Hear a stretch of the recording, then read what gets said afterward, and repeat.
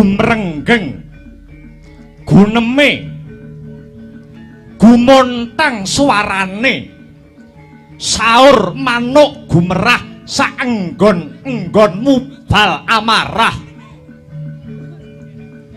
Uripe manungsa sekawit ayem lan tentrem kedadak njolo padudon duwa dinuwa poyok pinoyok cedo cinedo cacat cinacat caturan ngalor ngidul bergudul ngendel-ndelke karepe kabeh golek bener nanging tanpa dasar kang bener. Wong Nuswantara tan kuat ngampat hardaning driya labet ana kang kesenggol rasane kedumuk mestakane swasana herek kahanan usrek ora wimbuh waskita nanging malah lena kawaspadane satemah gampang klebon telik sandi mata pitayaning mungsuh dom sumusup banyu guyu lakak-lakak kang rumangsa oleh dalan remuk kahanan mecah kerukunan.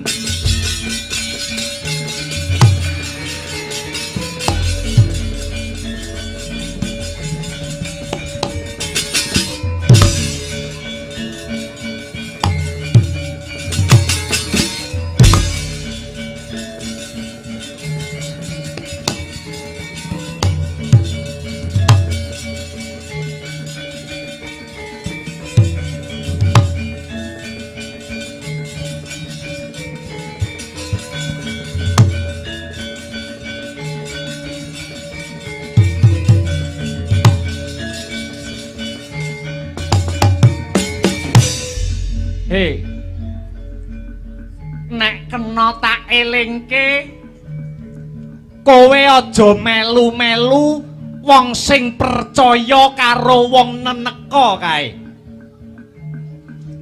Ajarane wong neneka ana bumi Nuswantara kae. Aja mbok eloni. Lho kosik to. Anane aku melu mergo ajaran-ajarane kae bener.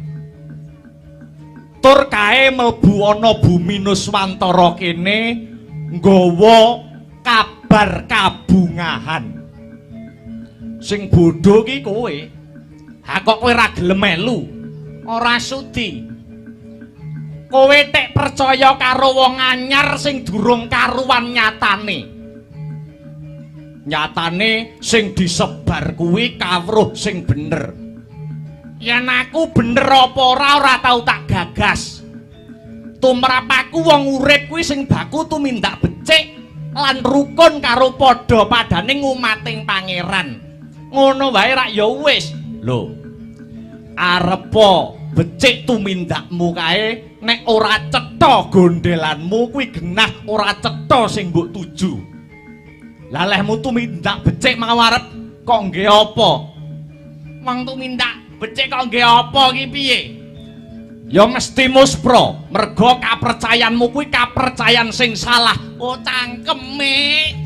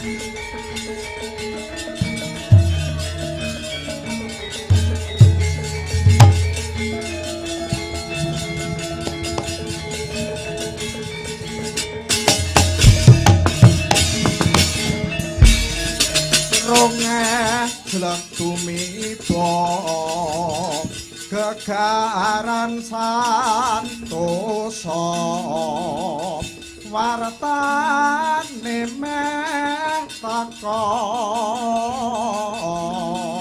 sikara karuda tatane pangkat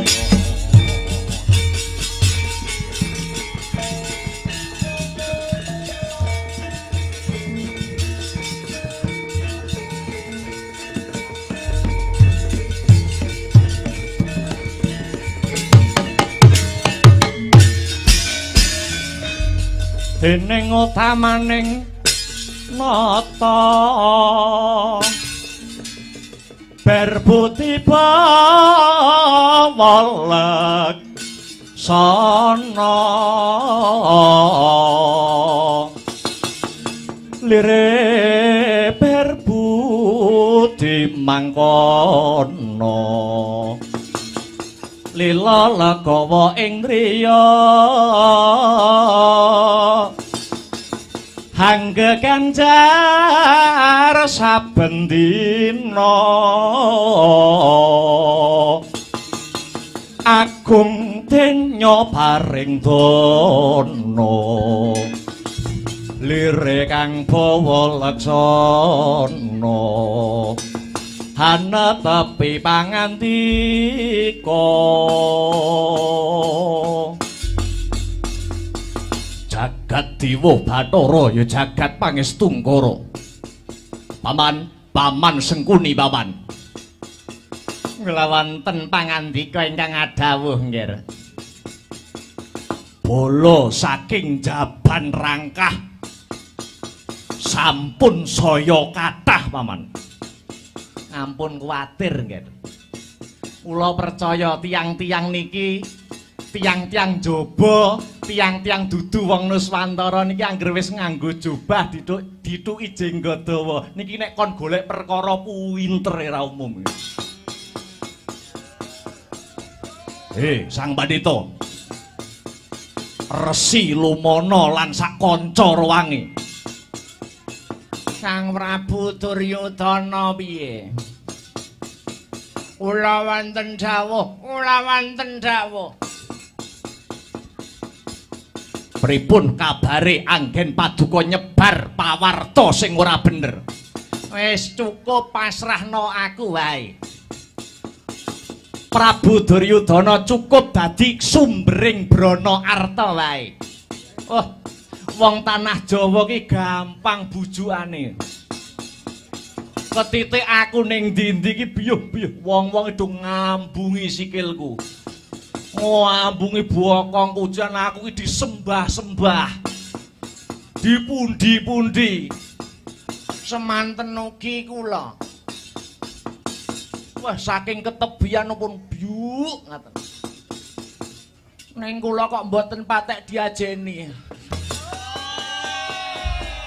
Ah, kowe ketuweken kok kowe. Ora payu kowe.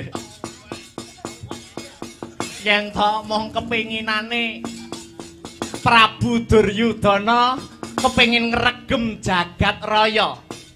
Dadi ratu Gung Binetara ora mung dadi ratune Praja Ngastina. Ora mung dadi ratune Praja Ngendraprasta lan sakiwa tengene yen perlu jagat Triloka iki dadi kagunganmu. Tak aturi paduka percaya karo aku sak kanca rowangku iki. Bagus.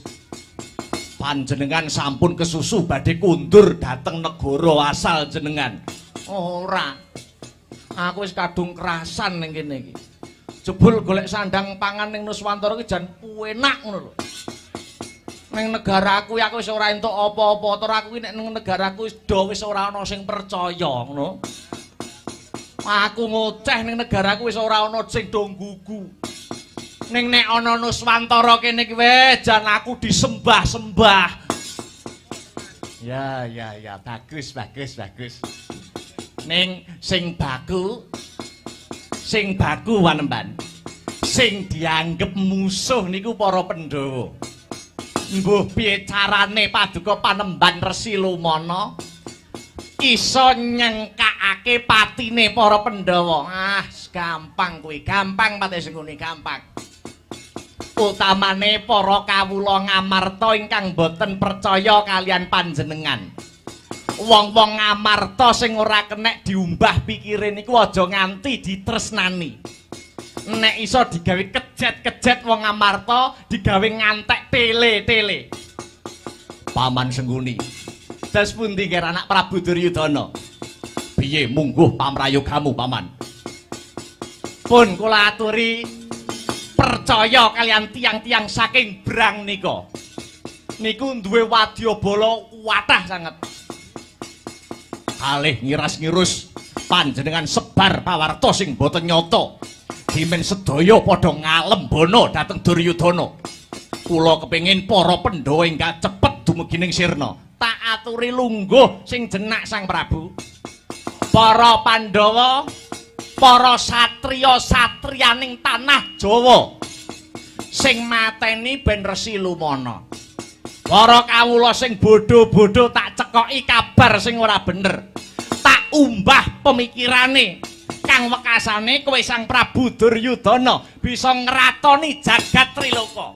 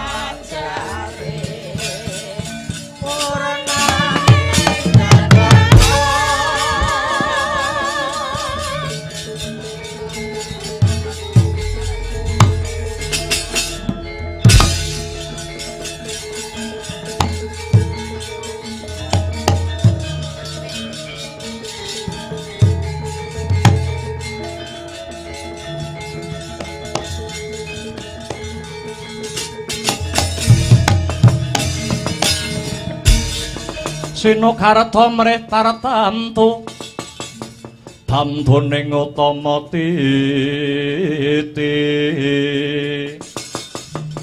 tetep dadi pangubaning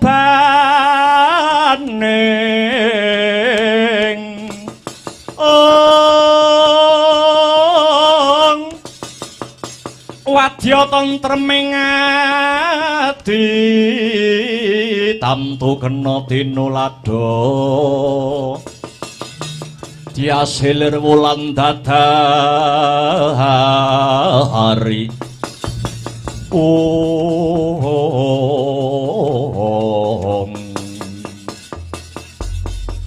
Setyaki wonten dawuh duh Koko Prabu. Koko Prabu Kresna amiji dhateng keng rayi pun Setyaki. Sawetara wanci iki rasanipun Kakang tansah tida-tida Yayi. Sajake kadang para Pandhawa bakal diincim karo para Kurawa kang gunakake 1000 cara. Katone si Duryudana bakal duweni kepenginan nguwasani jagat. Rumangsane Duryudana lan Sengkuni kalamunta kasembadan nyingkirke para Pandhawa, dheweke bisa nggegem jagat iki Setyaki. Kula nggih kemropok kepengin nonyo ndase Sengkuni niku. Saiki gaweane mung petentang-petenteng ning ngendi-ngendi. Sapa-sapa ditekani, sinten-sinten diumuki. Nganggo lambene sing pinter ngapusi niku. Tiang-tiang pundi kemawon dijanjeni jare dheweke bisa mulyake, bisa nentremke, bisa gawe majune negara. Majune negara matane kowe. Kowe aja nesu kemawon. Lan gumune pun Kakang. Wong-wong sing do diapusi kuwi kok do ngandel. Mongko kabeh wis do ngerti yen Sengkuni kuwi dudu wong Astina. Sengkuni kuwi dudu wong Nuswantara. Sengkuni kuwi wong saka Plasa Jenar, wong sing neneka. Mung nunut urip golek penak kaya ngono kok padha dipercaya. Carane Sengkuni pokil-okil. Wong-wong saka tanah sabrang do diubel-ubeli sorban. Wong-wong mau padha ngaku trahe utusane sing gawe urip. Tak baleni. Wong-wong mau padha ngaku trahe utusane sing gawe urip. Kabeh mau karben para kawula nganggep yen dheweke wong sing paling suci. Wong-wong mau banjur disebar ana ngendi-ngendi karo Sengkuni padha ngumbah pamikire titah. Sing diapusi wong bodho dinggo bala anggone golek pangwasa. Mboten namung menika. Sak menika Sengkuni sesorah wonten pundi-pundi. Ngelek-elek Pandhawa. Diamput. Ngubupi kawula Ngamarta supaya gething marang Pandhawa.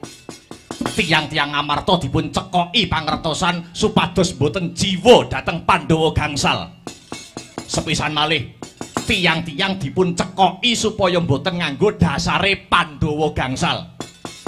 Jiwa Pandhawa gangsal ingkang dados adeg-adeg bakuhe negari Ngamarta badhe dipun gantos mawi jiwa Sengkuni. Jiwa Sengkuni ingkang rumaos bener dhewe. Wiwit sakmenika sampun ngedu para kawula supados pemengsahan kalian bangsanipun piyambak.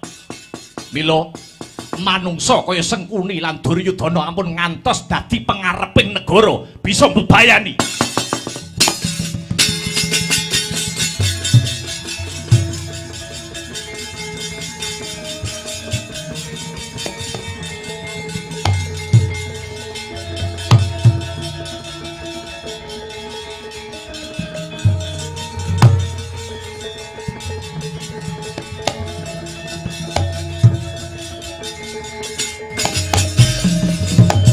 Bener Setyaki, kudu dialang-alangi.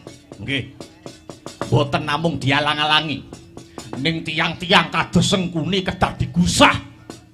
Ben do minggat ning negarane. Coba ning kono arep gagrag apa? Yen ana kono ora dipercaya yen ana kene ora wurung mung dadi mala.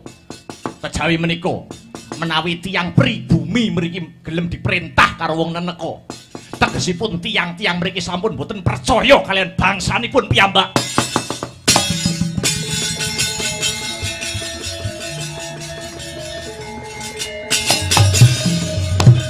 Yen ngono pun Kakang cocok Yayi.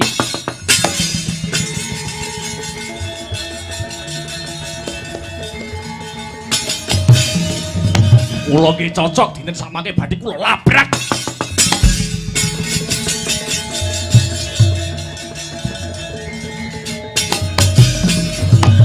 Selak notol raos sing manah kok sik sampake aja kerep-kerep.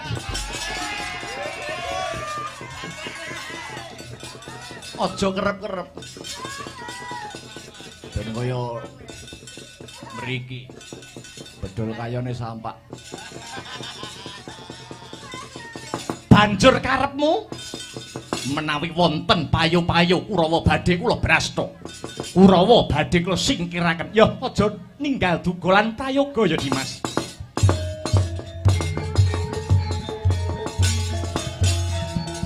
Sigra bala kang tumingal prang campa samya medali.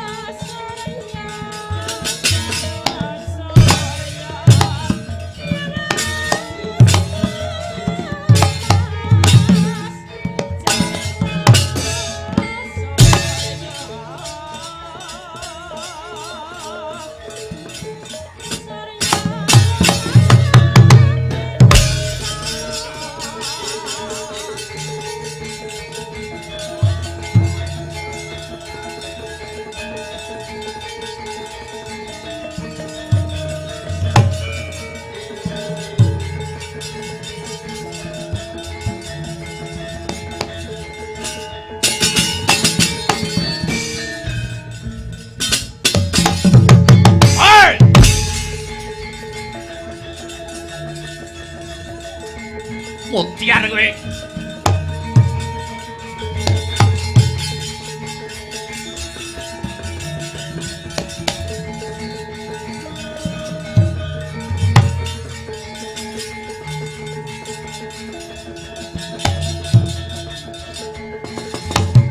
Aduh Yung, aku arep kok kapake. Mingkemo lambemu. Ayo, kowe gelem melu rombonganku apa ora? Melu Resi Lomono dadi kawulane Prabu Duryudana. Aku ora sudi. Resi Lomono kuwi wong neneka, ora cetha ajarane. Pateni kemawon Sang Prabu. Ora melu kawruhe Resi Lomono kelakon tak bleh dina iki kowe. Mutiar kowe.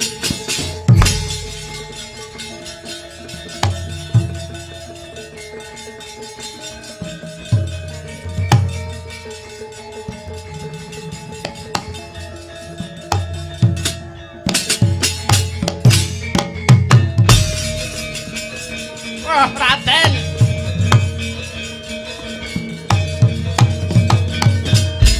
Angkasa Musti Gundala. Oh. Tolong ngocas putra. Oh.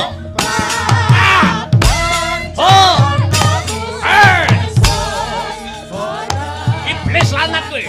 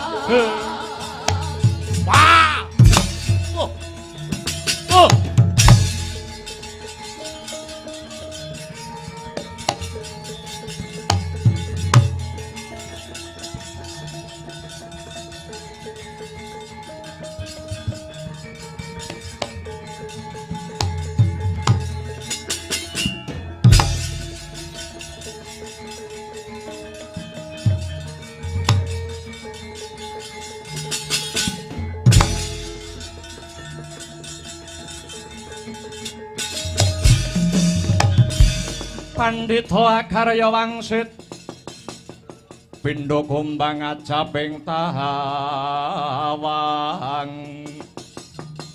susuh angin ngendi nggone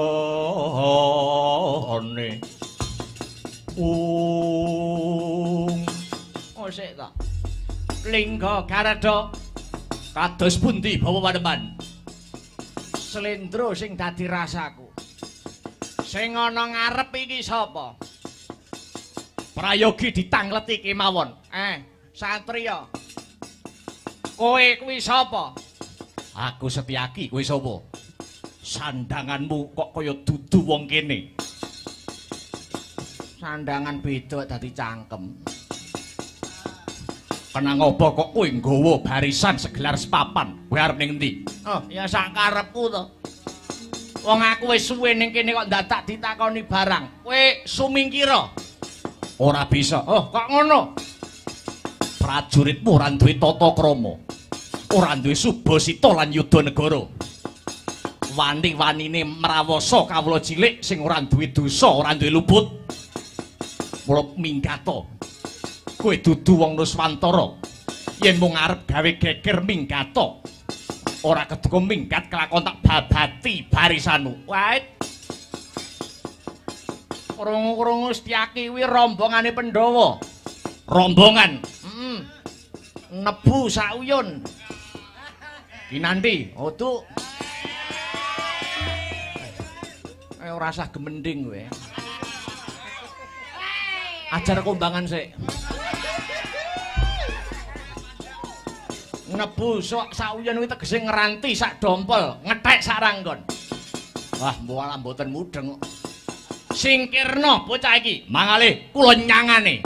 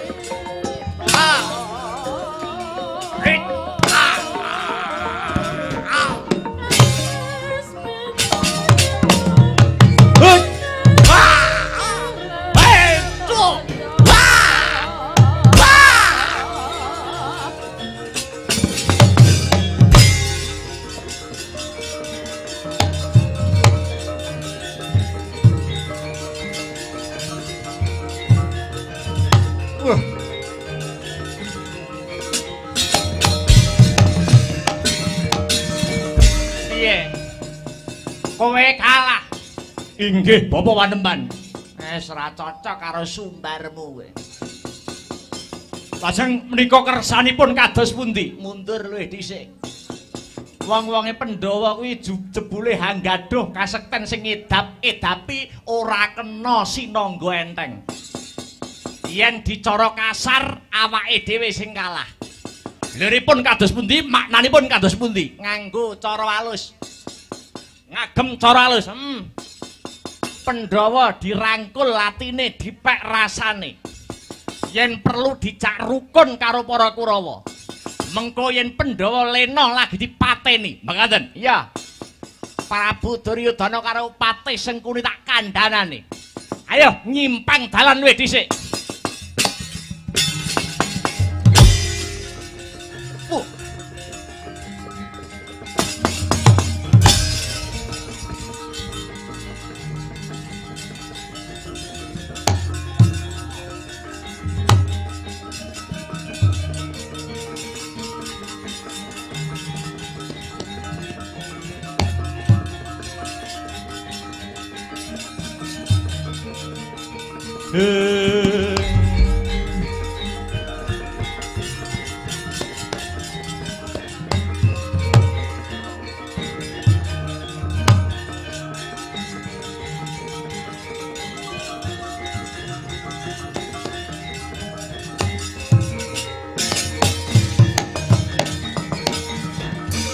Nata Kresna nangandi kodho Yayi Prabu Hayu sungkawing dias mulat solahe ngarenira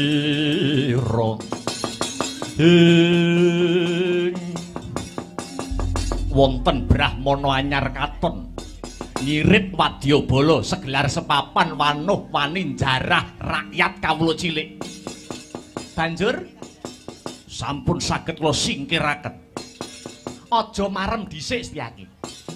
Ibarat dandan aja mbok kendhoni ning malah kenceng ana. Sajake wong-wong neneka kae duwe sanggit rungsit pangreka daya murih cilakaning para Pandhawa. Lajeng kersanipun, ayo.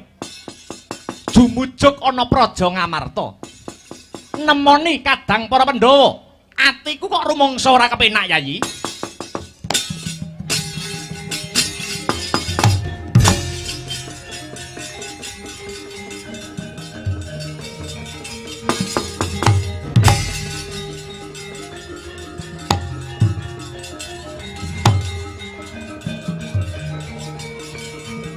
Sewaka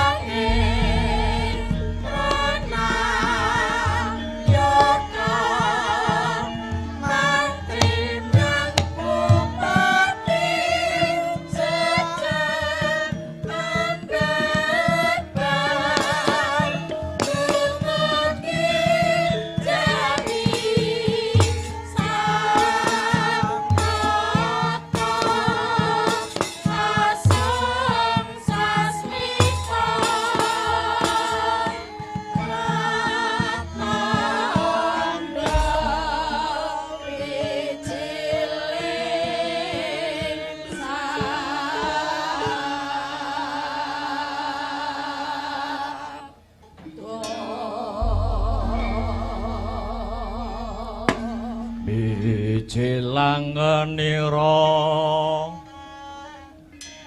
sang nar pati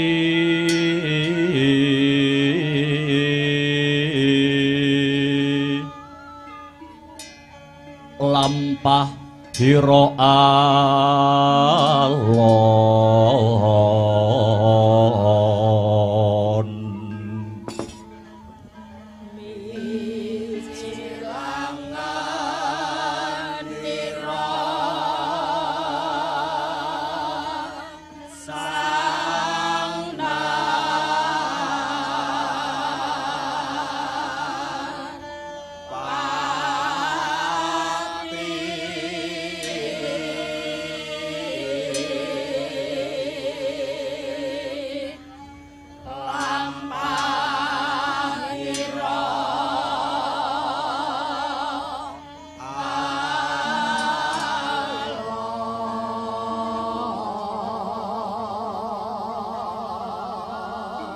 kinarabak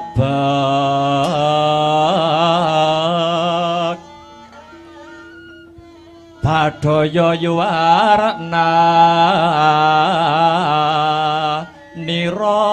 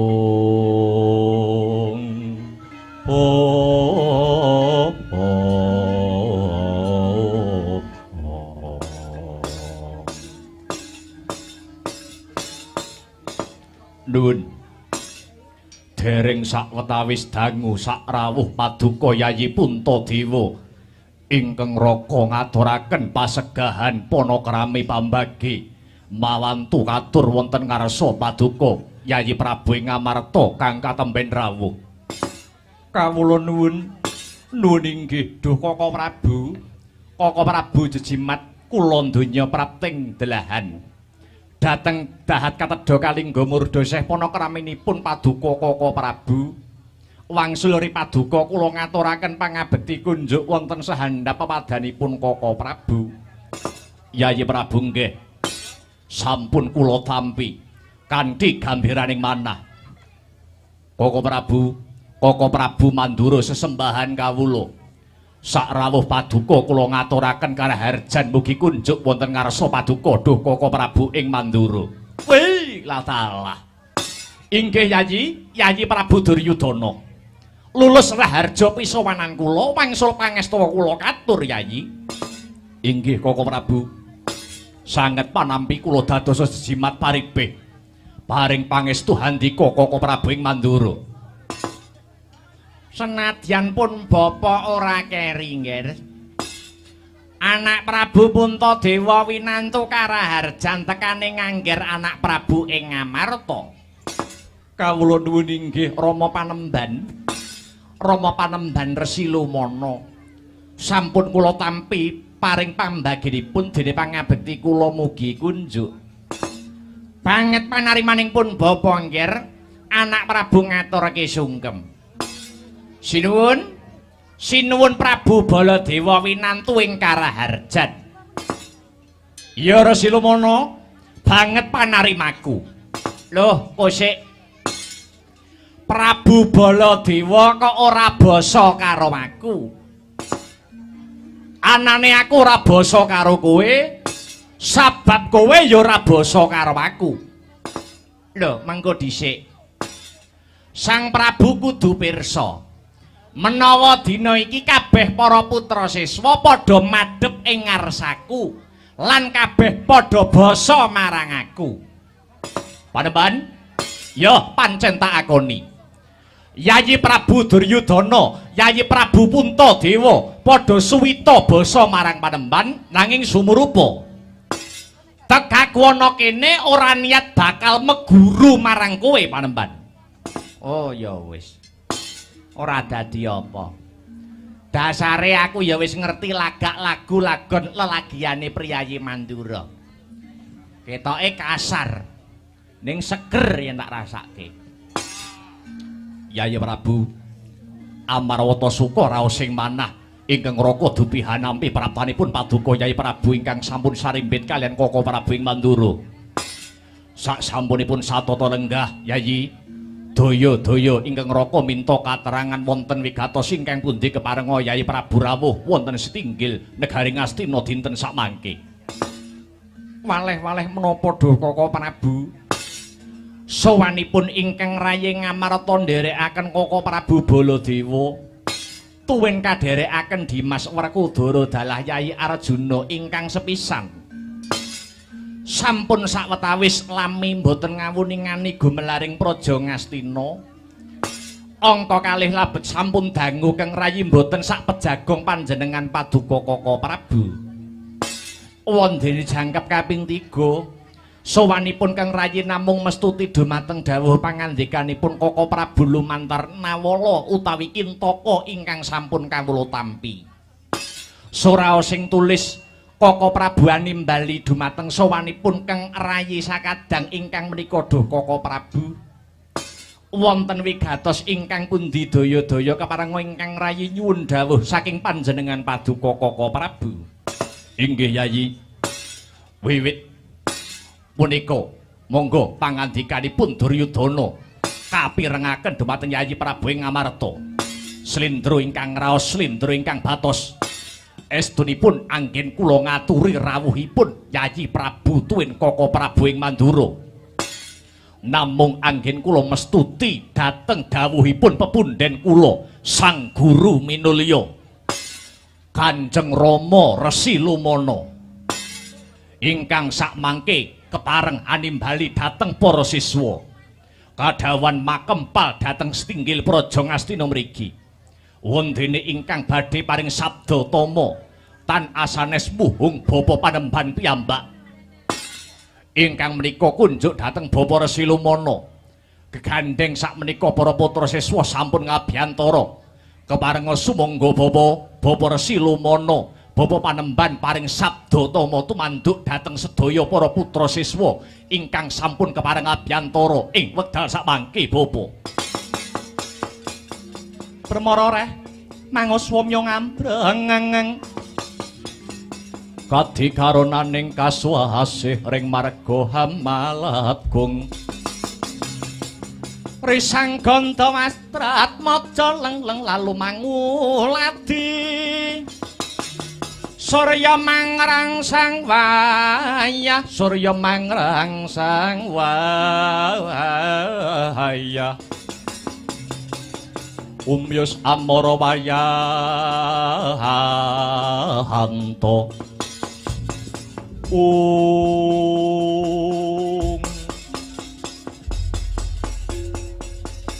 Sadurunge lan sakwisipun Bapa ngaturke tarima kasih marang anak Prabu Duryudana kang wis maringi wanci marang pun Bapa kinen paring sabda tama marang kabeh para putra siswa kang wis kepareng ngabiyantara.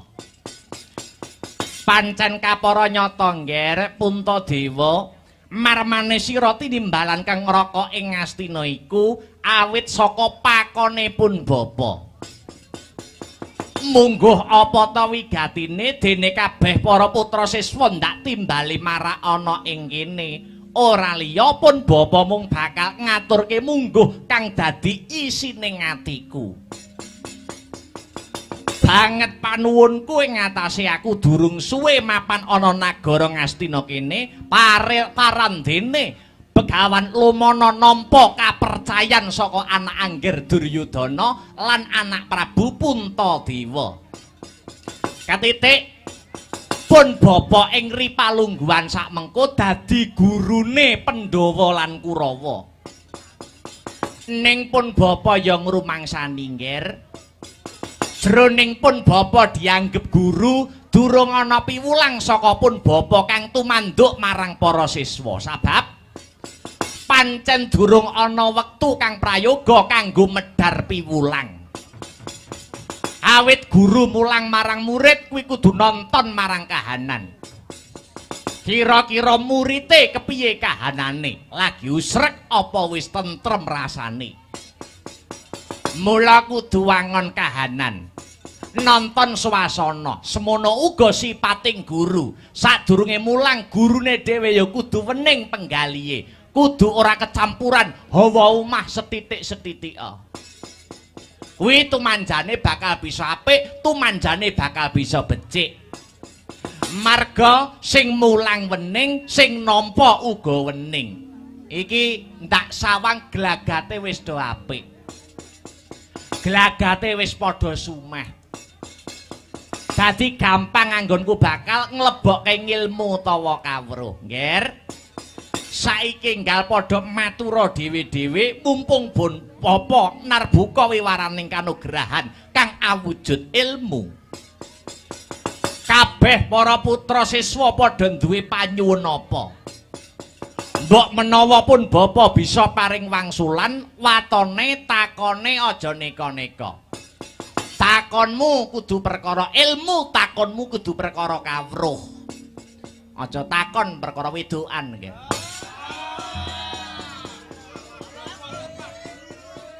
Marga muridku ki sajake komplit. Ana sing tataran luhur, ana sing tataran ngesor. Nggih, ngaturaken panuwun Bapa. Duryudana kepiye? Sanget panuwun kula dhateng Bapa. Kanugrahan, kawibawan, kaluhuran ingkang kula gadahi wekdal sakmangke. Sampun ngantos kendel dhateng kula nanging mugi sageta dawah turun tumurun ing putra wayah kula minjang.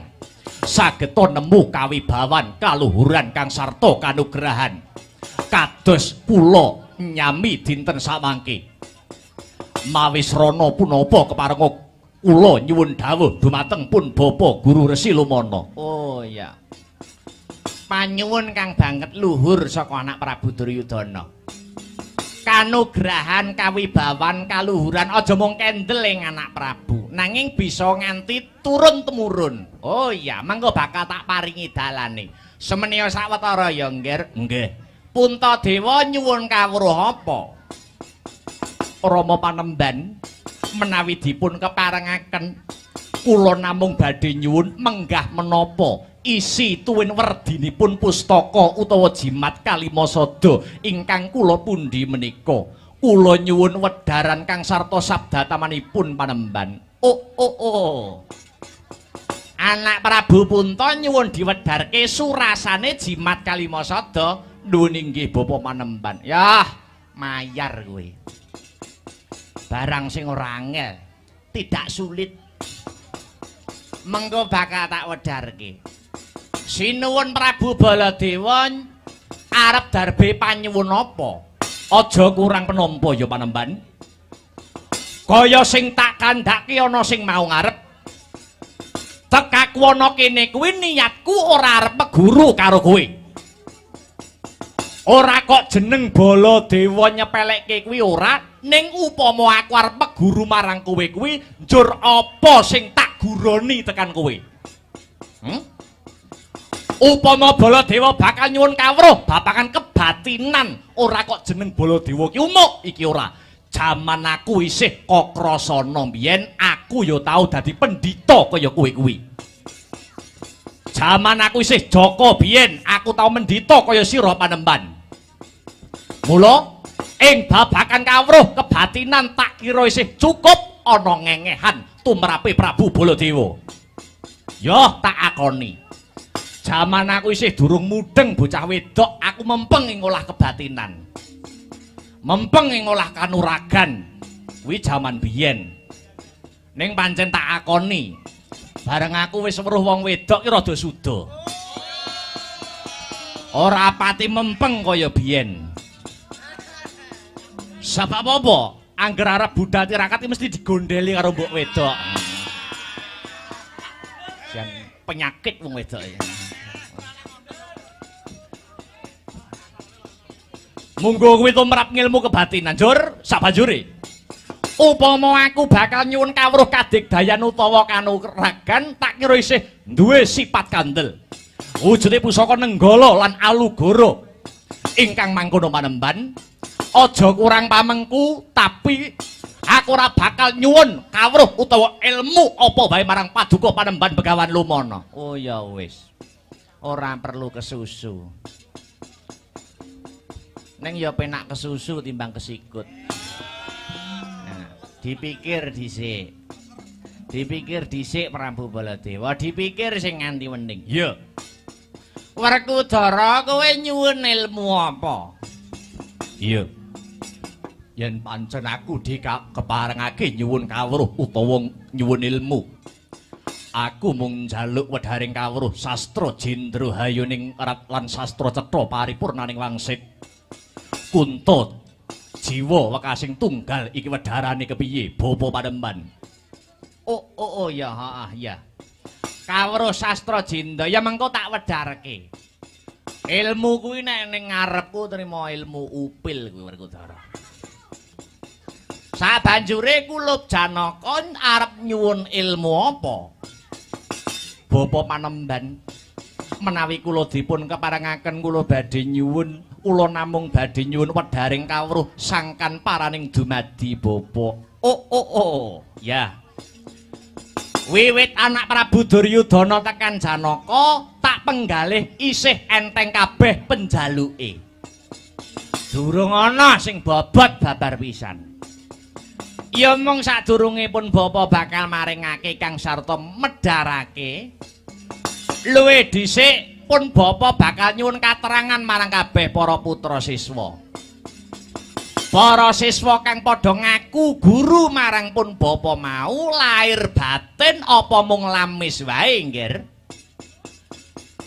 Bapa guru lahir batos anggen kula ngaku guru dhateng paduka Bapa Panemban Resi Lumana. Semanten ugi kula Rama Panemban lahir batos anggen kula ngaken dwija dhateng paduka Panemban. Gegantaning manah namung badhe ngudi indhaking ngilmi miwah gayuh imbuhing kawruh. Werkudara, piye Di? Werkudara percaya apa ora marang ulangane gurumu iki? Mung karing ngrungokke ulangane dhisik. Yen ulangane apik ya tak tampa. Yen kira-kira ora cocok tak pikir luwih jero. Pancen kudune kaya mengkono Yayi. Iya.